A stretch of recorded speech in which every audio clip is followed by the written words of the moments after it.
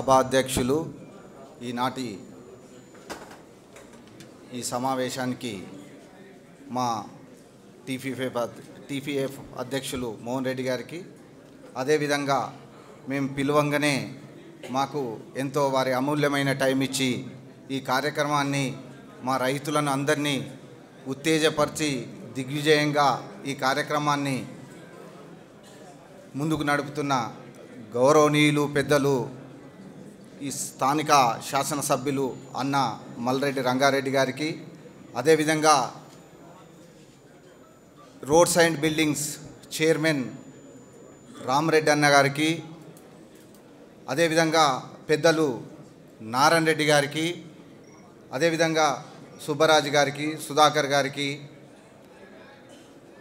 Rayud sir గారికి, ధర్మారావు గారికి, శేఖర్ అన్నకి, ఆనంద్ గారికి, ఈ వేదిక మీద ఉన్న పెద్దలందరికీ పేరు పేరున నమస్కరిస్తూ ఈ కార్యక్రమంలో మీరు పాలు పంచుకున్నందుకు ముఖ్యంగా మా ఫెడరేషన్ తరపున, మా పౌల్ట్రీ ఫార్మర్స్ తరపున సార్ మీ అందరికీ శిరస్సు వంచి నమస్కరిస్తున్నాం సార్. తప్పకుండా ఇంకో విషయము, వేదిక ముందున్న ఎంతో అతిరథ మహారథులందరూ వేదిక ముందున్నారు. తారతమ్య భేదం లేదు సార్, మనం అందరం ఒకటే. మీరు కూడా వేదిక మీదికి పిలువనందుకు మీకు మరోసారి చేతులెత్తి దండం పెడతా ఉన్నాము. అందరూ సమానులు, అందరూ శక్తివంతులు. దయచేసి ఇది మన్నించవలసిందిగా ప్రార్థిస్తున్నాం.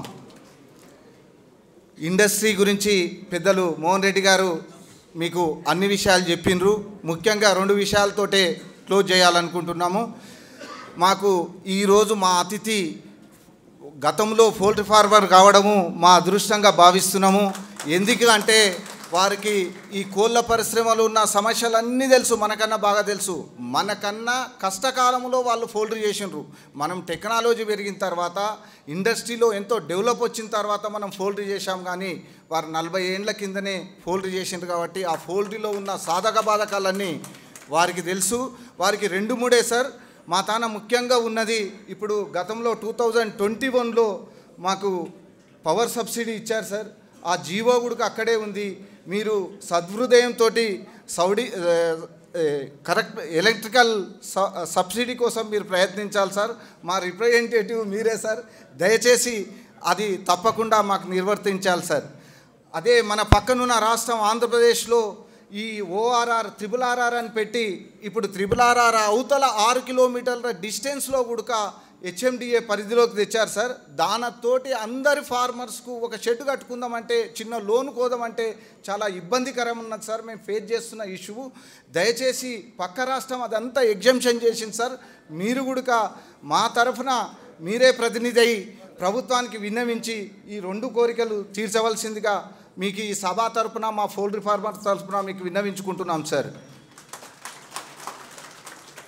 సార్ మేము మా అధ్యక్షులు వారు చెప్పినట్టుగా ఎన్నో కార్యక్రమాలలో ఇన్వాల్వ్ అవుతూ ఇప్పుడిప్పుడే మన తెలంగాణ ఏర్పడిన తర్వాత ఈ బిల్డింగ్ కట్టుకోవడం కానీ, శంషాబాద్లో 2 ఎకరాలు కొనుక్కోవడం కానీ, మీ అందరి సహాయ సహకారాలు ఉంటే ఈ 2 ఏళ్లలో శంషాబాద్లో కూడా బ్రహ్మాండమైన కన్వెన్షన్ సెంటర్ కట్టి మీ అందరి సమక్షంలో ఇదే విధంగా మళ్ళా ఇనాగ్రేషన్ చేసుకుంటాం సార్.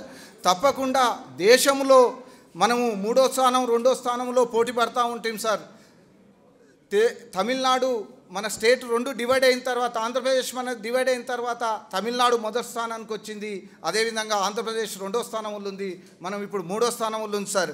మాకు మీరు కానీ ప్రభుత్వం కానీ మాకు అండదండగా లేకపోతే మేము ఏదో స్థానానికి వెళ్ళిపోయే పరిస్థితిలో ఉన్నాం సార్. దయచేసి మీరు ఈ పవర్ సబ్సిడీ కానీ, మాకు ఈ విత్ ఇన్ ది HMD లిమిట్లో ఉన్న దాన్ని ఎగ్జంప్షన్ కానీ, మాకు ఏదన్నా అవసరాలు ఉంటే మీరు తప్పకుండా చేస్తే ఇండస్ట్రీలో మేము 10,000 మంది దాకా చిన్న పెద్ద ఫార్మర్స్ ఉన్నాం సార్.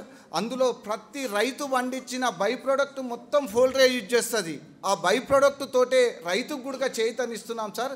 దీన్ని మీరు సబ్ అగ్రికల్చర్ అనే దృష్టి పెట్టుకొని తప్పకుండా మనం అగ్రికల్చర్ ఫార్మర్స్ కిందనే ట్రీట్ చేసి మాకు అన్ని ఎగ్జంప్షన్ చేసినట్టయితే మేము కూడా పోటీ పడడానికి ముందుంటామని సగౌరవంగా తెలంగాణ పౌల్ట్రీ ఫార్మర్స్ తరపున మీకు విన్నవిస్తున్నాం సార్. అదేవిధంగా మీరు మాకు ఎలాంటి ఆపద వచ్చినా, చిన్న కష్టాలు వచ్చినా ప్రభుత్వం తరపున రిప్రజెంట్ చేయవలసిందిగా కోరుకుంటూ ఇక్కడికి వచ్చిన పెద్దలు ఎంతోమంది ఉన్నారు. వారందరికీ మరొక్కసారి పేరు పేరున ధన్యవాదాలు, కృతజ్ఞతలు తెలియజేసుకుంటూ ఎవరికైనా ఎలాంటి ఇబ్బంది జరిగినా వేదిక మీద మనస్ఫూర్తిగా క్షమించగలరని కోరుకుంటూ ఈ అవకాశం ఇచ్చిన మీ అందరికీ, పెద్దలందరికీ సెలవు సార్. నమస్కారం సార్.